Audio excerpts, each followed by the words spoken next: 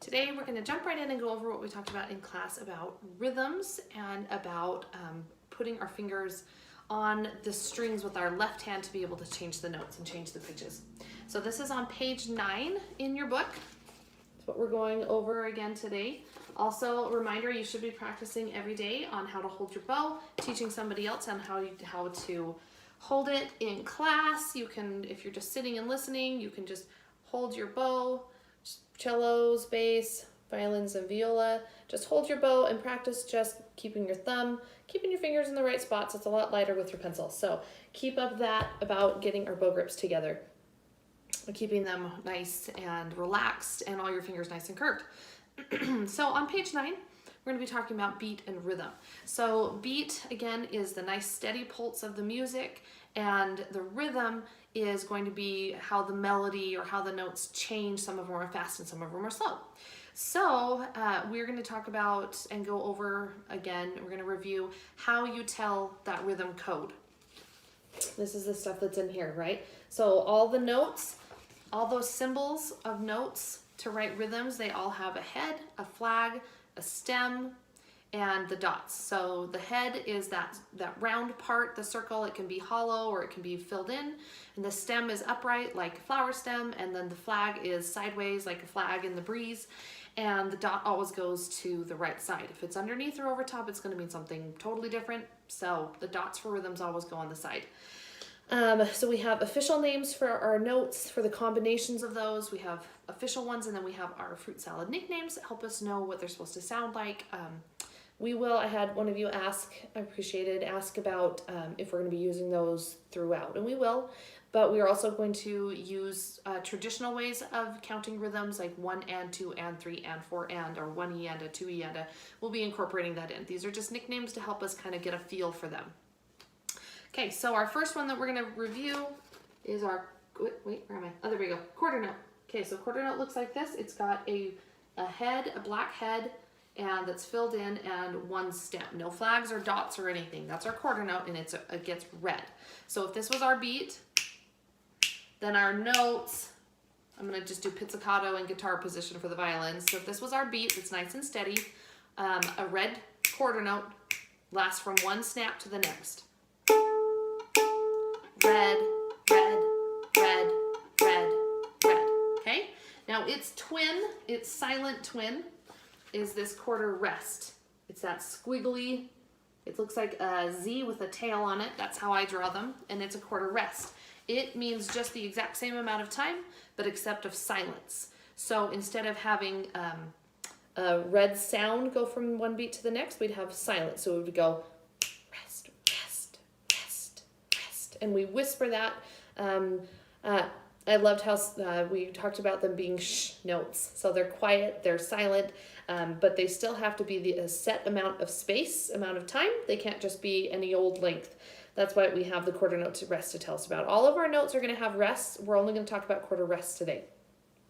The next one are eighth notes. Okay, we've got our eighth notes right here. By itself, it has the fancy flag that flies down to the side. If one of them is by itself, but if we have two or more hooked together that are right in a row, then we hook them together with a horizontal line.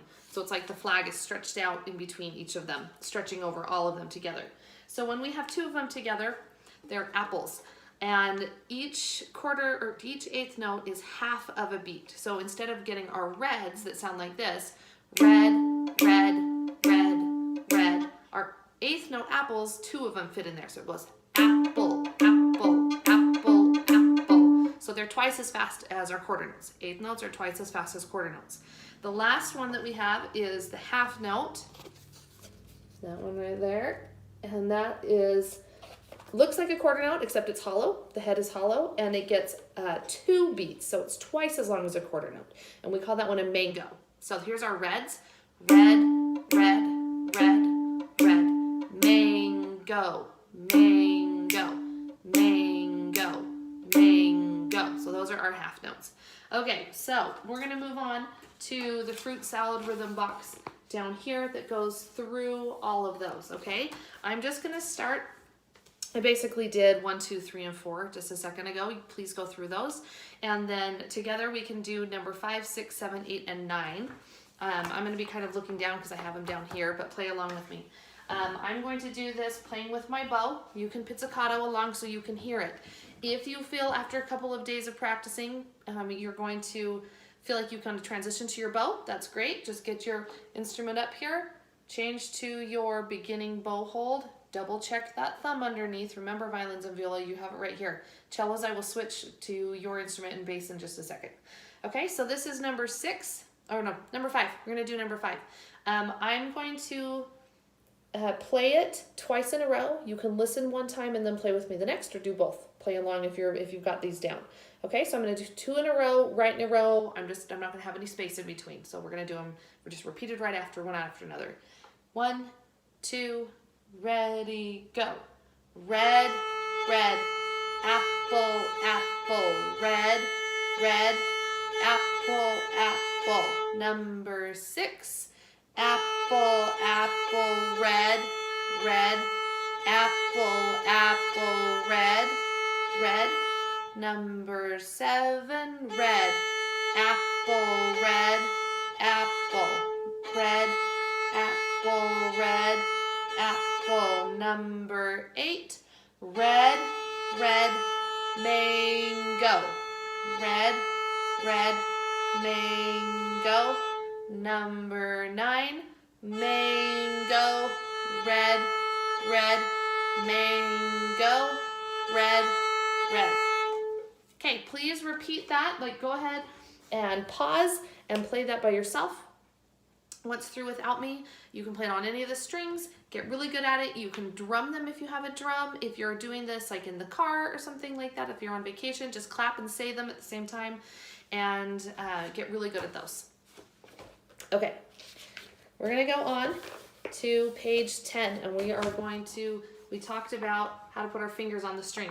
Everyone should have tapes on their instruments. I don't have tapes on my instrument. Eventually, tapes are just a way of being able to know where to put your fingers at first. The goal is to be able to take those tapes off and to be able to know where your fingers go without them. Okay, so cellos, I'm actually gonna start with you. Cellos, you have a tape right at the beginning. Also, we put that little soft piece of Velcro on the back of your instrument, so that is where your thumb's gonna go. Again, you're gonna be holding your cello like this, okay? Your thumb is across from those middle 2 fingers. They're like chompy teeth, okay? So we put our thumb on the back, and then your fingers are going to go straight on, okay? So my second finger is across from my thumb, and the second and third finger are like best friends. They work together. Because the cello is bigger, those 2 fingers are always working together. Okay, so your third finger should be on the red tape. And then, and we changed our fingers. I forgot to say this. So if you play piano, then you will have your fingers numbered 1, 2, 3, 4, 5, because your thumbs play the piano. Because in string instruments, our thumbs sit on the back of the instrument, or for violins on the side, violins and violas on the side, cellos and bass, it's on the back. We don't count that thumb. It's a 0. So your fingers are going to be 1, 2, 3, 4. Okay, and 2 and 3 are working together. So first finger is pointer. Same thing for violins and violas. First finger is pointer. 2, 3, 4. Okay, so we start with cello, and for bass, you're gonna do the same thing. You're gonna put all 4 fingers, you're gonna start with your 4th finger, put all 4 fingers on at once. Cellos, put your 2 and your 3. The 3 should be on the second tape, it should be red. So you have a black tape back here, a red tape on the fingerboard right here, and then another black tape right there, and that's where your 4th finger goes, your pinky. Okay, and then the first finger lays on its side. Okay, the first finger is not up on its tip. First finger lays on its side, but 2, 3, and 4 are right on the tip. Okay, now you don't want your thumb going like this on the back or pushing. If you have a hitchhiker thumb, we want to have these nice and loose. Got to have your thumb loose. We're going to be moving it around eventually, so we got to have a nice loose thumb. You're going to have your arm, see how it goes down? Don't let your arm rest on your cello. That changes the direction and pulls on those tendons.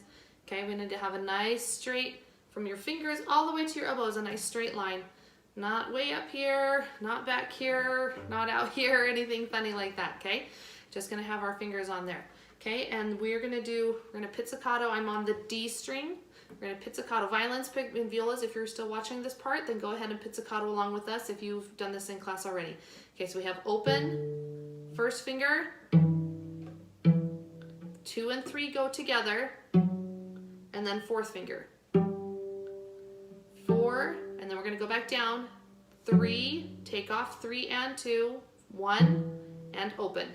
Okay, if you're getting a dead sound, means you need to use your hand weight to pull that string tighter against. Don't squeeze with your thumb, but use your arm weight to pull backwards. Okay, so that's what we talked about at the very end of class. Violins and violas.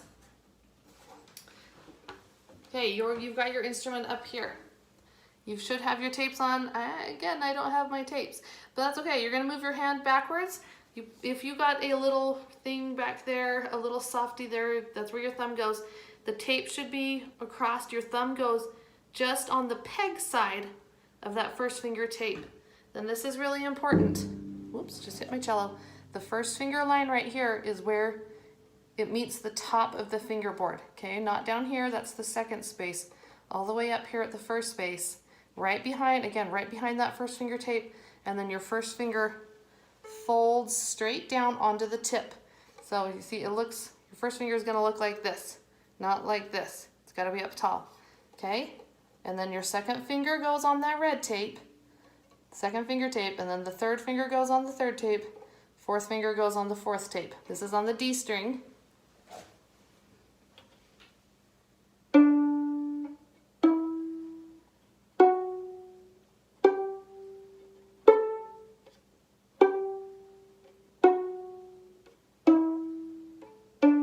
Each time you put a finger on, you're going to change notes. Your wrist, again, this is the most important part that we talked about. You're not going to be able to tell at first. This is going to feel like it's right.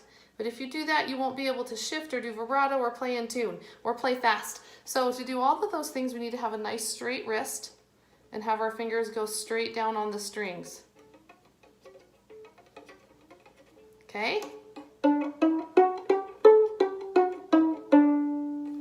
You're going to get some lines in your fingers, and that's okay. They're supposed to be there. That helps you know if you're doing them right. You also need to have short fingernails. You can't have long fingernails on your left hand. You can have them on your bow hand, but on the left hand they have to stay short. That's even maybe a little bit too long right there. My nails are getting a little bit long. Okay, so that's as far as we got on this page. We just went down into this first section. Read this, review it, read this, learn that. If you want to go on to this part, you can. That would be great. Next week we're going to start talking about our musical alphabet, really starting to learn the notes on the fingerboard, on the strings, and we're actually going to start playing real songs next week. So please keep your practice habits going. Remember, 5 days, only 15 minutes. Keep up the good work. You guys are awesome. I love teaching you. It's been so fun so far, and I know we are all excited to get into actually playing real songs. So keep up the good work, and so you are going to practice those things that we went over. Also, I don't think I went over this in class, but fill in the second half of this theory page, okay? If you do this, you get an extra bonus. And also, this game now, hopefully you've been playing this one, you can now add in doing the rhythms that are on there. So when you pick off, so if you read the instructions, you're going to cover all of these. When it's your turn, you're going to take off one. So say I'm going to take this skittle or penny off right there. Then I'm going to go to my A string and pizzicato this rhythm of red, rest, red, rest. And then I'm going to pretend to make a basket if I want to. And then you get to keep that penny or eat the skittle or the whatever it is on there that you put on there, and you'll get a point. And just go through all of them. Play with a sibling, teach them about the rhythms, or a parent or a friend or anything. Anyway, I know this video was a little bit longer. Thank you for hanging in there with me, and we will see you guys next week. Thanks.